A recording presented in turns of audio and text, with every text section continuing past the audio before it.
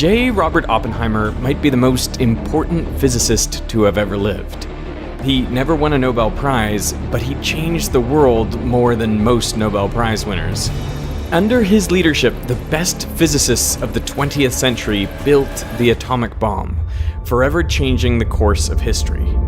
If there is another world war, this civilization may go under. He has affected every war waged and every peace settled since the end of World War II. He also created a way for humanity to destroy itself. Now I am become death, the destroyer of worlds. This video is about how to build an atomic bomb, the life of Oppenheimer, and why serious scientists were worried about the explosion setting fire to the atmosphere, ending all life on Earth. Part of this video is brought to you by Ren. When J. Robert Oppenheimer was 21, he placed an apple laced with toxic chemicals on the desk of his physics tutor. The tutor, Patrick Blackett, was an experimentalist, and he had hounded Robert to do more of what he thought Robert wasn't very good at, experimental work. Oppenheimer had already been spending his days in a corner of J.J. Thomson's basement laboratory, attempting to make thin films of beryllium, which were used to study electrons. But Oppenheimer was clumsy and not good at this work. He was soon avoiding his duties in the lab, spending his time listening to lectures and reading physics journals. It was 1925, and the 21-year-old Oppenheimer was becoming fascinated by the new field of quantum mechanics. Despite being surrounded by brilliant physicists like Rutherford and Chadwick, Oppenheimer was deeply unhappy. He wrote, "I'm having a pretty bad time. The lab work is a terrible bore, and I'm so bad at it that it's impossible to feel that I'm learning anything." A friend walked in on him lying on the floor of his room, which he called a miserable hole, groaning and rolling from side to side in emotional anguish. It was in this state that Robert attempted to poison Blackett. The specifics are lost to history. There are conflicting reports if Oppenheimer used cyanide or something he found in the lab which would have just made Blackett sick. This story sounds unbelievable, but Oppenheimer himself confirmed it.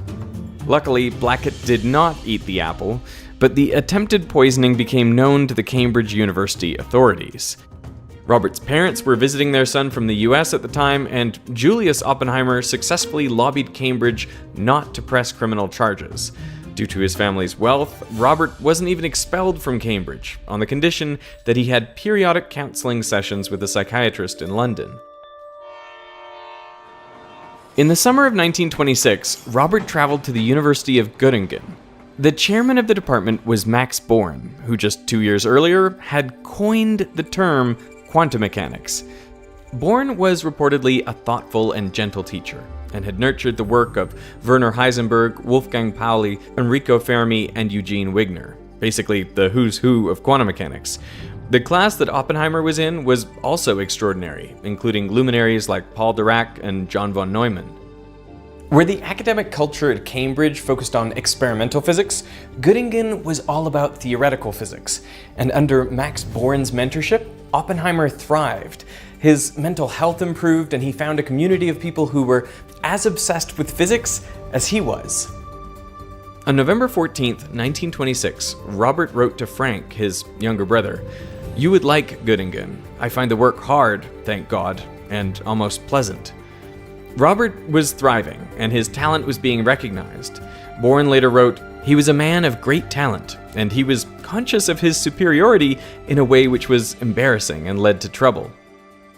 When Oppenheimer was 23, he graduated with his PhD in physics. He wrote his thesis in German on the quantum theory of continuous spectra. All in all, he published more than a dozen papers in the 2 years he was at Göttingen.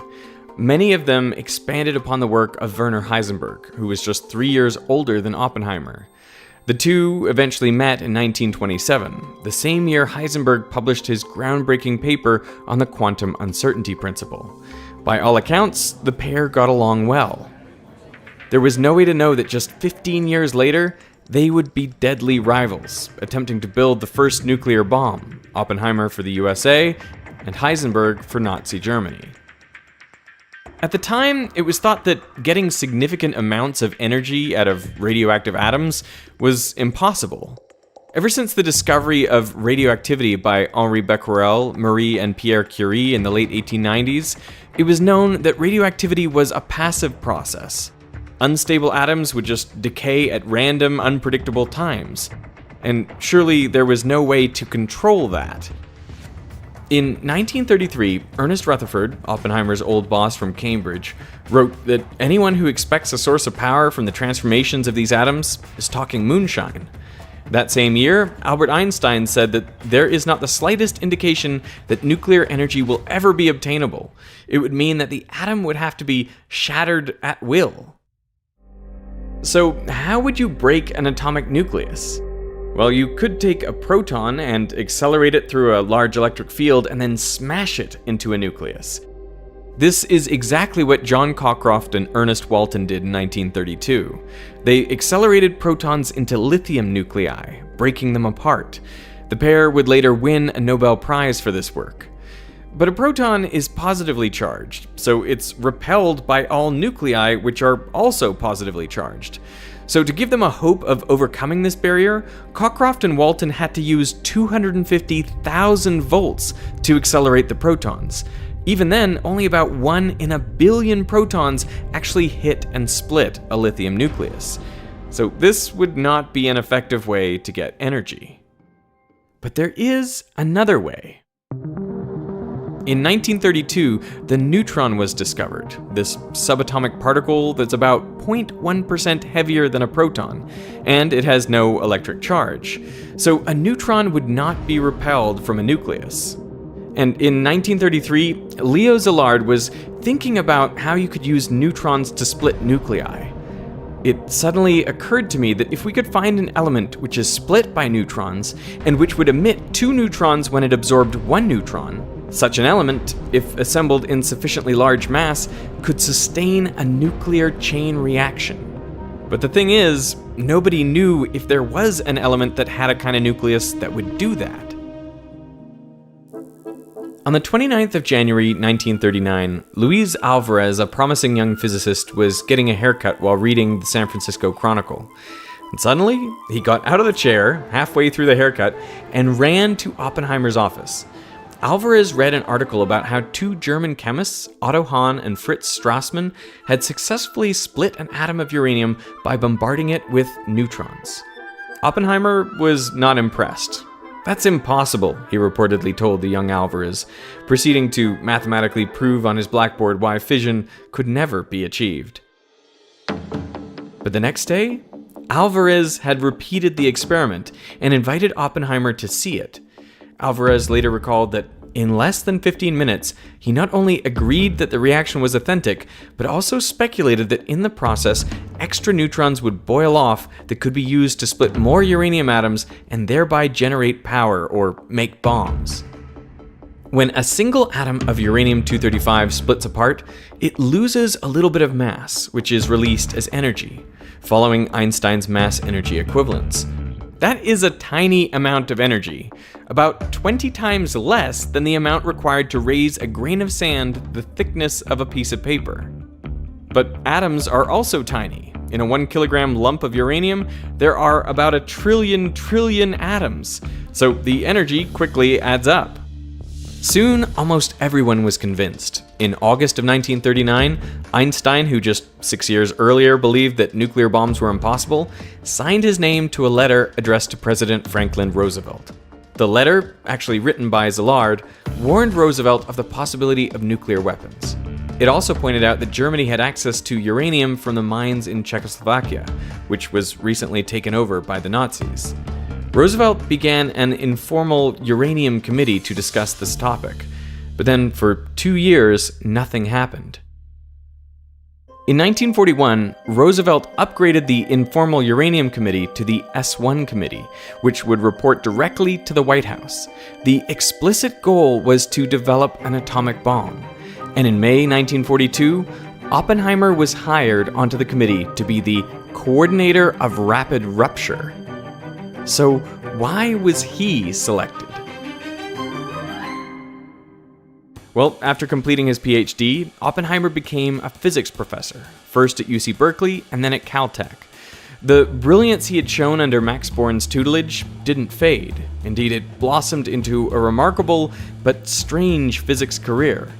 In the 15 years after finishing his PhD, Oppenheimer made important contributions to everything from nuclear physics to quantum field theory and even astrophysics. He had a number of Nobel Prize-winning ideas. One of his students, Willis Lamb, became a Nobel laureate, but Oppenheimer himself was nominated 3 times but never actually won the Nobel Prize. When asked why he thought that Oppenheimer never won the Nobel Prize, Murray Gell-Mann said that he didn't have Sitzfleisch, a German word that translates to sitting flesh, the ability to sit down in a chair for a long time and do the hard work. He never wrote a long paper or did a long calculation. He didn't have the patience for that. Wolfgang Pauli also said, his ideas are very good, but his calculations are always wrong. But Oppenheimer was amazing with people. He was a natural and charismatic leader. And this combination, his charisma and his ability to generate great ideas, would serve him well in the next phase of his life.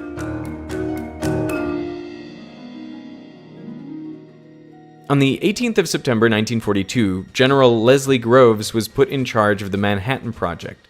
I was responsible for the development of the atomic bomb. On day 1, he ordered 1,200 tons of uranium ore. The next day, he ordered to buy the Oak Ridge site, where the ore would be refined. The next month, in a surprising move, he chose Oppenheimer to be the science director of the soon-to-be-established Los Alamos Laboratory. Oppenheimer had just been selected to be the chief architect of the atomic bomb. The military establishment had concerns. Oppenheimer did not have a Nobel Prize, so would the scientists hired for the project respect his opinion and follow his leadership? Oppenheimer also had no prior administrative experience over a large project like this. Furthermore, he was a theoretical physicist who, according to Isidore Rabi, was a very impractical fellow. He didn't know anything about equipment.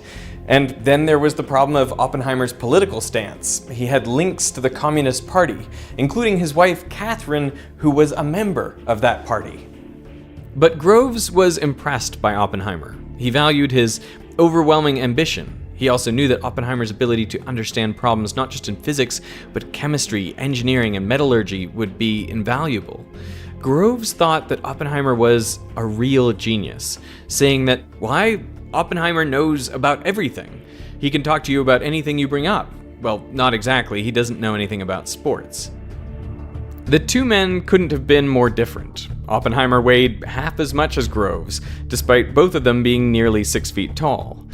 Ideologically, Oppenheimer was a communist, Groves a staunch conservative. But Groves was convinced that Oppenheimer would be the person that would build the atomic bomb before the Nazis, and that was all that mattered. Isidore Rabi later commented that hiring Oppenheimer for this role was a real stroke of genius on the part of General Groves, who was not generally considered to be a genius. The Manhattan Project needed a location, somewhere isolated to keep the project secret, safe from enemy attack, and while no one wanted to admit it, somewhere that was sparsely populated just in case there was an accident. Oppenheimer proposed Los Alamos, New Mexico. He had fallen in love with the harsh desert and the mountains of New Mexico when he was in his 20s. In 1929, Oppenheimer wrote to a friend, "My two great loves are physics and New Mexico. It's a pity they can't be combined." But Oppenheimer had severely underestimated the logistical challenge ahead. In 1943, Oppenheimer estimated that he'd need about 6 scientists, supported by a handful of engineers and technicians to make a bomb. He was off by 2 orders of magnitude. 764 scientists would end up working for the Manhattan Project, 302 of which would work at the Los Alamos site. Over 600,000 people in total were involved with the making of the atomic bomb. By this point, making the atom bomb didn't seem impossible, it seemed likely. On the 2nd of December 1942, a team of physicists at the University of Chicago, led by Enrico Fermi, created the world's first artificial nuclear reactor, Pile 1. It consisted of 45 tons of uranium and uranium oxide and 330 tons of graphite blocks. Horrifyingly enough, it was located under the stands of the football field. It generated about half a watt of power. And if you can make a nuclear power plant, you can make a bomb. The only real difference between the two is how many neutrons hit the next atom, causing it to split and release more neutrons. If on average that number is 1, there will be a stable, self-sustaining chain reaction, but it won't grow. If it's less than 1, the reaction will die down. And if it's more than 1, the reaction will grow. This is known as the multiplication factor, K. Nuclear reactions are similar to pandemics in this way. The simplest way to make a nuclear bomb is to get enough fissile material close together that it creates a runaway chain reaction. That amount is known as the critical mass. With uranium-235, you need about 52 kilograms, forming a sphere with a diameter of 17 centimeters. If you use plutonium-239, the critical mass is much smaller, only around 10 kilograms, which would create a sphere only 10 centimeters wide. For the first few years, the scientists worked on a bomb with a gun-type design. Inside a gun-type bomb, you have 2 slabs of uranium-235, both of which are below the critical mass. Then, using a conventional explosive like cordite, you rapidly fire one towards the other, so the combined mass is higher than the critical mass.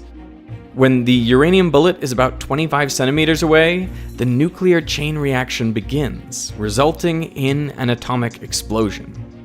Despite the simple design, it is not very efficient. Only a small percentage of the uranium undergoes fission, so the total yield of the bomb is much smaller. You also run into some unexpected problems, like how do you make sure the uranium slides smoothly through the barrel? Well, you use oil to lubricate the barrel. But all the synthetic oils the scientists tried would dry up. In the end, the only oil they could find that would work was the oil from sperm whales. Only about 0.7% of naturally occurring uranium is U-235, the fissile fuel for nuclear bombs. When U-235 absorbs a neutron, it briefly becomes U-236, and then it rips itself roughly in half and releases on average 2.4 neutrons per fission. But when you get uranium out of the ground, most of it is U-238, which doesn't undergo fission. So to make a nuclear bomb, the scientists used gigantic mass spectrometers to separate out and concentrate the U-235. And the resulting substance was uranium with a much higher concentration of U-235. In other words, it was enriched. There was another option, though. In early 1941, a new element was discovered, or rather, synthesized. When a neutron is absorbed by a nucleus of uranium-238, it turns into uranium-239. U-239 is unstable, so it decays into neptunium, which then becomes plutonium. There are 3 things that matter for this story. First is that plutonium-239 is a great fuel for a nuclear bomb. It has a critical mass of only about 10 kilograms. Second, it is cheaper to make than to separate uranium-235. And third, it reacts too quickly to be used in a gun-type device. It would fizzle, meaning only a tiny fraction of the fuel would undergo fission. But there is a way to make a bomb using plutonium. Critical mass changes depending on the density of the material. Under normal pressure conditions, 6 kilograms of plutonium-239 won't explode. But if you compress it, the atoms get closer together, and the chance of a stray neutron hitting the nucleus increases. So the higher the density, the lower the critical mass. So if you set off conventional explosives around a ball of plutonium, you can get it compressed enough to start a nuclear chain reaction. And this was the whole idea behind the implosion bomb design. There are a couple ways to cheat lowering the critical mass. For one thing, you surround the sphere with a material that reflects neutrons, decreasing the amount of nuclear fuel you need to start a chain reaction. You can also have a neutron source, something that kickstarts the chain reaction. For the first implosion bomb, scientists created a device called the Urchin, which was a tiny pellet weighing just 7 grams, and it would sit at the heart of the bomb. It was made of beryllium and polonium, separated by a layer of nickel and gold. The idea was that when the explosives detonated, the shock wave would mix the beryllium and polonium together, and then the alpha particles from polonium would cause the beryllium to release a flood of neutrons, which would set off the nuclear chain reaction. At least, that was the hope. An atomic bomb had never been made before. Oppenheimer and the rest of the scientists at Los Alamos needed to act quickly. It was already 1945, and Truman wanted to test the weapon before the start of the Potsdam Conference. That's where Truman, Churchill, and Stalin would come together to plan the post-war peace. The conference began on the 17th of July. The earliest date that everything could be ready for the bomb was just 1 day earlier. So that is when the test was scheduled. It was codenamed Trinity. The night before, Oppenheimer was nervous. There were so many things that could go wrong. The last test firing of the explosives, without the actual plutonium core, was a failure. To calm himself, he recited a stanza from the Bhagavad Gita, the sacred Hindu poem. He had actually translated the Gita from the original Sanskrit himself. In battle, in forest, at the precipice in the mountains, on the dark great sea, in the midst of javelins and arrows, in sleep, in confusion, in the depths of shame, the good deeds a man has done before defend him. Perhaps more terrifying than the idea of the bomb not working was that it would work too well. Around 1942, Oppenheimer discussed with Arthur Compton a terrible possibility that a nuclear test could end the world. The worry was that the nuclear bomb would create temperatures so hot that fusion would occur. A tiny fraction of the atmosphere, just 1 part in 2 million, is hydrogen gas. But the worry was that at high enough temperatures and pressures, that hydrogen could fuse together, releasing energy. This energy would fuse more hydrogen. It could also break apart the hydrogen from water vapor, causing that to fuse as well. That would release even more energy, causing yet more fusion, until the entirety of the Earth's atmosphere would become a giant fusion bomb. Recalling his conversations with Oppenheimer, in 1959, Compton said, "Nor was this all that Oppenheimer feared. The nitrogen in the air is also unstable, though in less degree. Might not it too be set off by an atomic explosion in the atmosphere?" Most of the scientists quickly realized how unlikely this scenario was, and they continued on with the project, so no one took the idea too seriously. But the thought of starting a fusion reaction with a fission weapon would become very important after the war. The Trinity test was scheduled for 4 a.m., but it was delayed due to a storm. So at 5:29 and 21 seconds, the gadget, the world's first nuclear bomb, detonated. The high explosive squeezed the core of plutonium inwards. The shockwave mixed the beryllium and polonium, releasing a flood of neutrons. The Urchin worked. It jump-started the nuclear reaction, and now there was no way to stop it. Just 6 kilograms of plutonium created an explosion that was equivalent to nearly 25,000 tons of TNT. The New Mexico mountains were illuminated brighter than in daytime. The shockwave was felt from over 160 kilometers away. The mushroom cloud rose to 12 kilometers into the sky. It was so hot that the desert sand melted into a glassy mineral now known as trinitite. Fortunately, the blast did not set fire to the atmosphere. On August 6, 1945, the Boeing B-29 Flying Fortress dropped Little Boy, a gun-type nuclear bomb with 64 kilograms of enriched uranium. The nitrocellulose ignited, pushing the slugs of uranium-235 together, tipping it over its critical mass.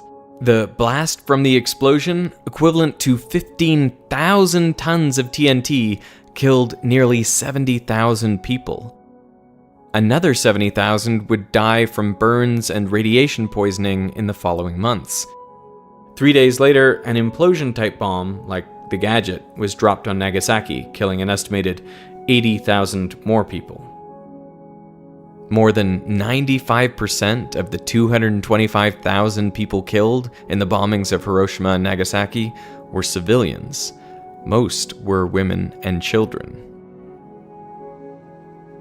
In 1965, recalling the moments after the Trinity test, Oppenheimer said that he thought of another verse from the Gita. We knew the world would not be the same. Few people laughed. Few people cried. Most people were silent. I remembered the line from the Hindu scripture, the Bhagavad Gita. Vishnu is trying to persuade the prince that he should do his duty, and to impress him takes on his multi-armed form and says, "Now I am become death, the destroyer of worlds." I suppose we all thought that one way or another. After the war, Oppenheimer was a national hero. His portrait was on the cover of Time magazine, and he became a household name. In 1947, he became the director of the Institute of Advanced Study at Princeton. He also became the chairman of the General Advisory Committee, where he became an advisor on nuclear weapons-related issues. He used his position to argue for arms control. In August 1949, the Soviet Union tested their first atomic weapon.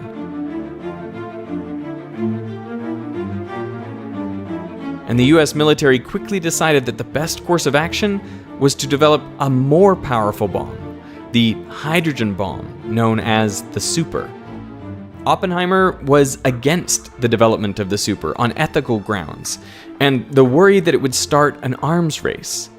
But Truman's administration pushed through, and 3 years later, Ivy Mike, the first hydrogen bomb, was tested in the Marshall Islands.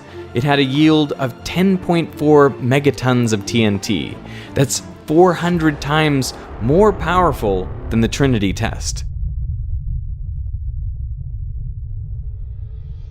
A hydrogen bomb is actually 3 bombs in one: a conventional bomb, a fission bomb, and a fusion bomb. The conventional explosives trigger a fission reaction, which increases the temperature and pressure enough to fuse deuterium and tritium together, releasing a huge amount of energy. In 1961, the Soviet Union tested the Tsar Bomba, the most powerful explosion ever detonated. It was another 5 times more powerful than Ivy Mike, around 2,000 times more powerful than Trinity. This kind of arms race was exactly what Oppenheimer had feared.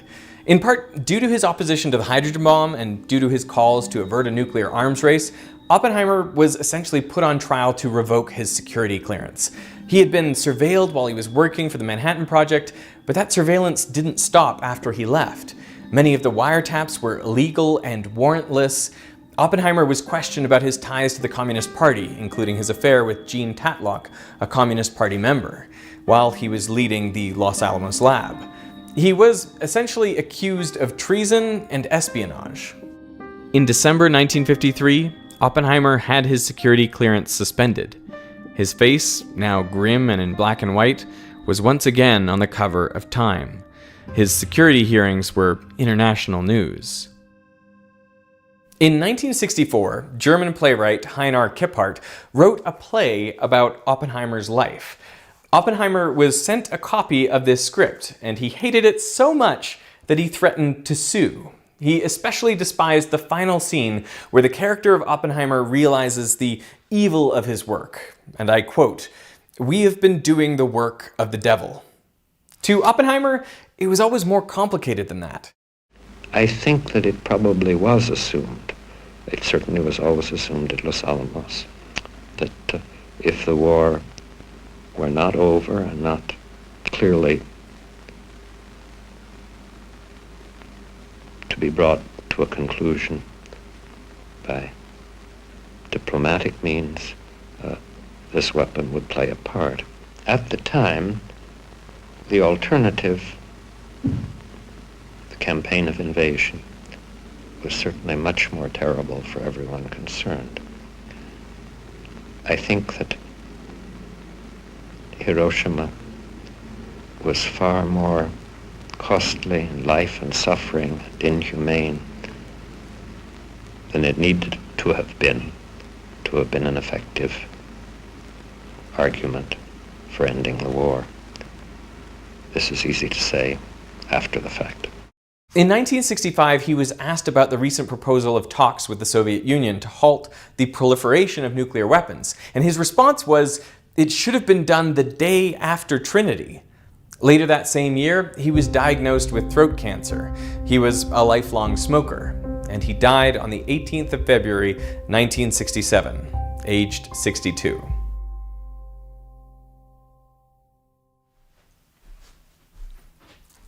Advances in science and technology have given humans tremendous power to make the world better or worse. And nuclear war isn't the only thing we have to worry about.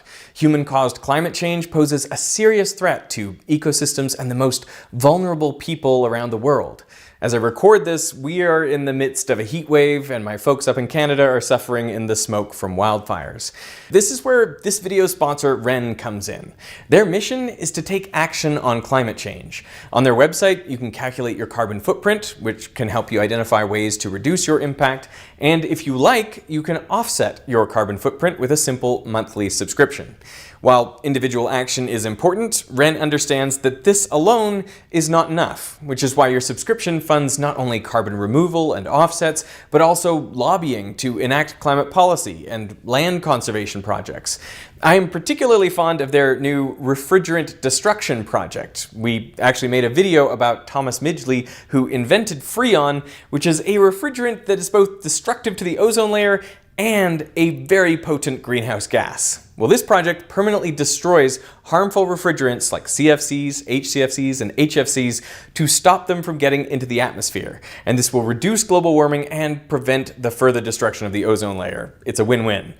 I personally offset my emissions with Wren, and for the first 100 people to sign up using the link in the description, I will personally pay for the first month of your subscription. This is an idea I came up with myself because I think it's so important that for those of us who can help, that we pool our resources together to have a greater impact. So I hope you take the time to check out Wren. I want to thank them for sponsoring this part of the video, and I want to thank you for watching.